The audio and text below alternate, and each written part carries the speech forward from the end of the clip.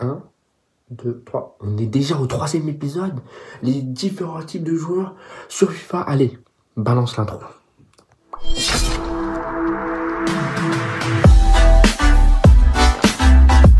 Et du coup, salut à tous, c'est Protest. On se retrouve pour une nouvelle vidéo. Pas gaming, mais nouvelle vidéo. Différents types de joueurs. Et là, maintenant, c'est différents types de joueurs sur FIFA. On a déjà fait les différents types de joueurs sur Fortnite, sur Minecraft. Maintenant, on passe sur FIFA. Et FIFA, quand même, ça nous promet une dinguerie. Déjà, on commence direct. Le mec qui pue sa mère. Le mec qui pue sa mère au jeu. Le mec, il sait même pas faire une passe. Moi, en général, mes passes, c'est X, c'est croix. Non, le mec, il fait tirer. Ah ouais, non, mais ça, oui, bah, je commence direct. Hein. Le mec, waouh, c'est...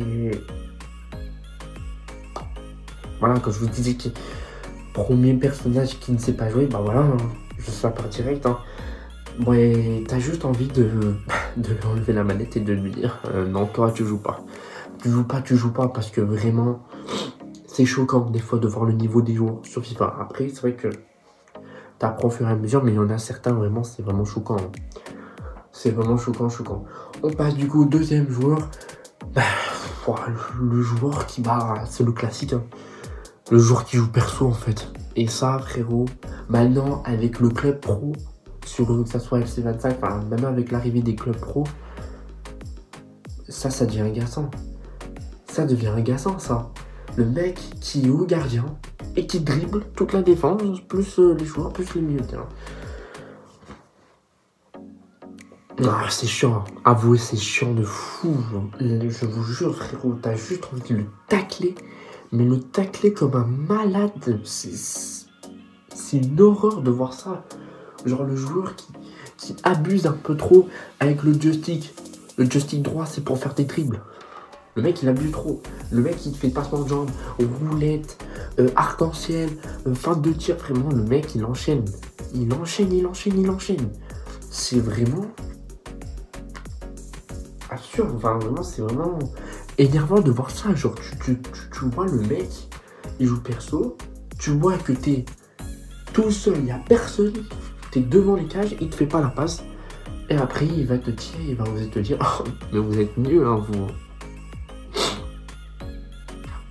Non, là, par contre, là, je te permets pas de le dire. Je te permets pas de le dire parce que c'est toi qui as été nul, justement. Je sais, tu sais maîtriser les techniques, et trucs comme ça, mais vas-y, tu gâches tout. Et comme je disais, avec l'arrivée du club pro, ça ne déconne plus, quoi. Une erreur, tu te fais charcuter. Une erreur, tu te fais punir. Surtout si t'es un gardien. Si t'es un gardien, bah oui, tu te fais punir. Bah oui, c'est assez sûr ça. Si t'es un gardien, tu te fais punir. Et ça, c'est chiant ça. Ça, c'est chiant. On passe du coup au troisième joueur. Le joueur qui te troll. Quand je dis le joueur qui te troll, c'est classique maintenant. Chaque but, il te grédit.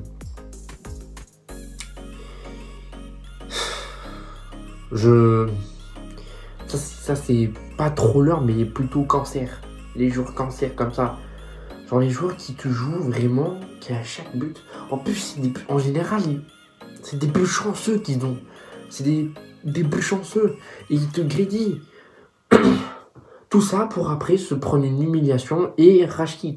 Bien évidemment. Et du coup, bah, on va passer au quatrième joueur direct. Le joueur qui fait que de rage quit, hein, ça c'est sûr, hein, il se prend un but, il sait déjà que pour lui c'est terminé.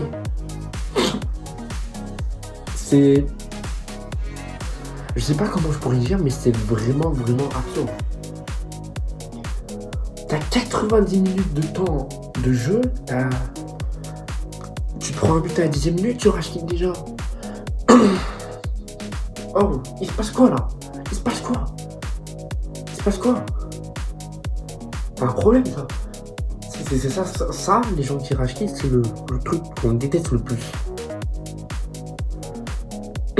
Quand ça marque, il me semble que votre adversaire a perdu connexion ou un truc comme ça, c'est marqué. Quand tu vois juste cette petite annonce là en plein milieu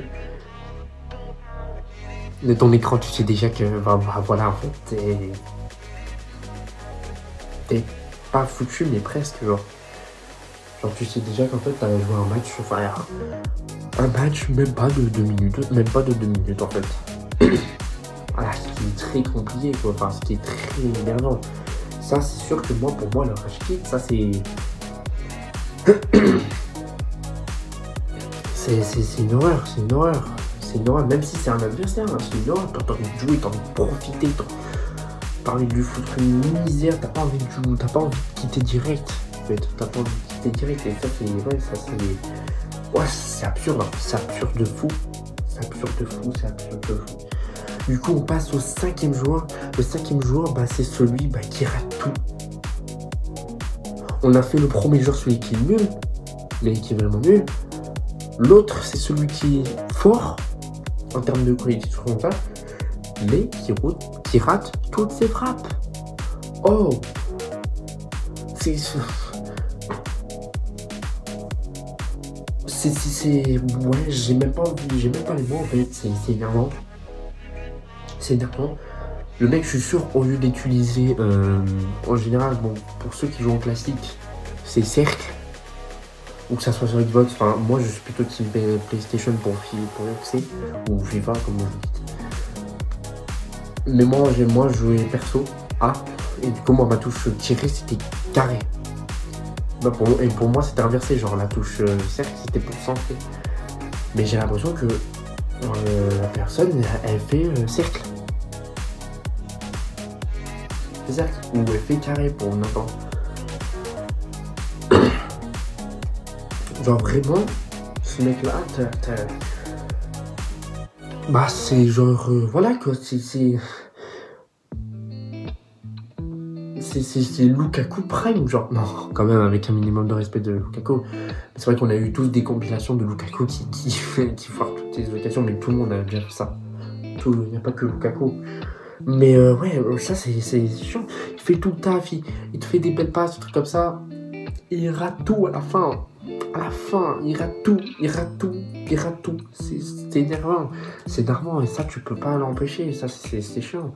Du coup, on passe au 7e joueur. Et ça, par contre, ça, c'est mon chouchou. Ça, le 7e joueur, celui qui joue collectif. Celui qui joue collectif, mais qui te fait des passes exceptionnelles. Les passes extérieures. À Rapter, c'est une dinguerie, ça. C'est une dinguerie. Moi, j'ai là pour faire passe extérieure. À terre, j'utilise la gâchette gauche et je fais triangle. Triangle, normalement, pour tous, c'est passe en profondeur. Et là où tu viens pas à l'extérieur et quand t'as l'effet, c'est mon qualité, c'est exceptionnel. Et bah, pour moi, ce genre de type de joueur, quand ça fait vraiment des passes millimétrées, bah, c'est vraiment le mec qui carry. Pour moi, c'est lui le meilleur. C'est lui qu'il faut mettre au milieu de match. Celui qui arrive à te faire des beaux centres. Mais ça, c'est très rare, ça. Ça, c'est très rare. C'est très rare. C'est... Voilà. Mais quand t'as ce genre de joueur, ouais, c'est exceptionnel. Ou quand t'as un joueur aussi qui défend super bien. C'est un mur. C'est Sergio Ramos ou PB Prime, là, comme ça. Ah oui, hein. Mais ça, quand t'as ça, tu dis, mais... Punaise, on a la chance, dis donc. On a la chance. Mais vraiment, moi, ce qui me fait le plus plaisir, c'est pas les frappes. Non, moi, c'est les belles passes. Même si moi, que ce soit en multi-métier ou en carrière, un truc comme ça, je joue pratiquement à chaque fois attaquant gauche buteur. Mais vraiment, les centres en extérieur. Déjà, à l'extérieur, pour moi, c'est... Si tu sais maîtriser la Trilavilla et l'extérieur, t'as un boss. Parce que c'est magnifique, c'est encore plus magnifique qu'un enroulé. C'est encore un extérieur, c'est encore plus magnifique qu'un enroulé parce que c'est plus compliqué. Parce qu'il faut vraiment que tu... Enfin, pour un enroulé, ça va, c'est plutôt facile. À l'extérieur, waouh, c'est très rare qu'on voit des gens avec faire un extérieur. Mais après, bien évidemment, pour ça, faut vraiment que tu aies un joueur avec l'atout extérieur. Bon, tu peux le faire avec des autres joueurs qui ne vont pas, mais ça va être moins beau. Si t'as vraiment un joueur qui a l'atout extérieur, ok, ben voilà, t'es rassasié. T'es rassasié. C'est comme moi, quand je reçois, que ce soit en carrière, sur mon joueur, j'ai l'atout technicien, mais vraiment, je fais que de faire des cendrillons. Parce que quand t'as un joueur, ça veut dire que ton joueur il a 5 étoiles de jet technique, genre. Et ça, tu peux te permettre de faire des trucs. Parce que quand il a 4 étoiles, tu peux pas te permettre de faire vraiment des beaux jets techniques. Non. Quand t'as 5 étoiles de jet technique, là, c'est carré. C'est parfait. C'est parfait, et ça, c'est exceptionnel. Moi, j'aime beaucoup faire des carrières aussi. Les carrières, c'est exceptionnel. Du coup, on passe, je crois, au 7e jour. Le 7e jour, c'est celui qui rage à chaque fois. Alors, je sais pas si je l'ai déjà dit dans le classement, mais vraiment, celui-ci, mais... ça peut créer des embrouilles. En plus, en général, c'est tout le temps des gens qui ont des micros de merde. Des micros de merde. Enfin, vraiment... genre, c'est chiant et fou, ça, mais vraiment... tu peux pas te concentrer sur le gameplay de ton jeu, enfin tu peux pas faire ce que tu veux, enfin vraiment... c'est horrible, et je plains les gens qui ont tout le temps ça. Je plains les gens qui ont tout le temps ça. C'est vraiment horrible. Je déteste ça, genre c'est... je sais pas comment je pourrais dire moi en fait, ouais, c'est chiant. Ensuite il nous reste le 8e joueur. Le 8e joueur, bah c'est celui qui... attends. Avant ça, oui, justement, en reparlant du 7e joueur, ouais, du coup, ouais, c'est très chiant, mais surtout, ça te fait perdre du temps parce que des fois, en fait, t'as de l'embrouille avec lui. Et ça, ça empêche d'avoir un bon collectif. Et en général, ça provient de ça, du joueur qui joue perso. Voilà. Ensuite, t'as le joueur, mais le plus chanceux. En fait, t'as le joueur vraiment le plus chanceux. N'importe quelle frappe, n'importe quel truc, c'est obligé de rentrer.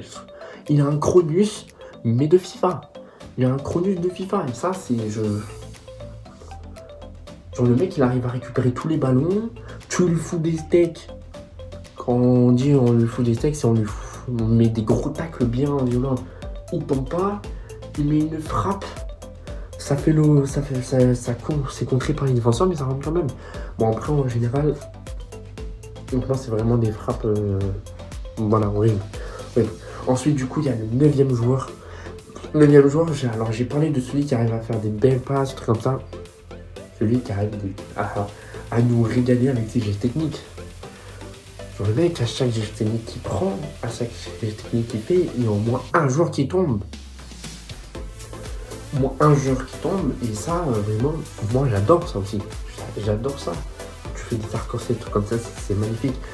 Tu fais des arcs-en-ciel en même temps de lober. Enfin, je pense qu'on a tous déjà fait ça. On arrive de devant le gardien, on fait un arc-en-ciel pour lober le gardien. Ça, c'est exceptionnel. C'est exceptionnel. Ensuite, tu as le 10e joueur. Ça fait quand même beaucoup là, de joueurs plus anciens. Mais je vous ai dit, FIFA, c'est très chaud quand même. Ah oui, celui qui tacle n'importe comment. Celui qui est là pour les fautes.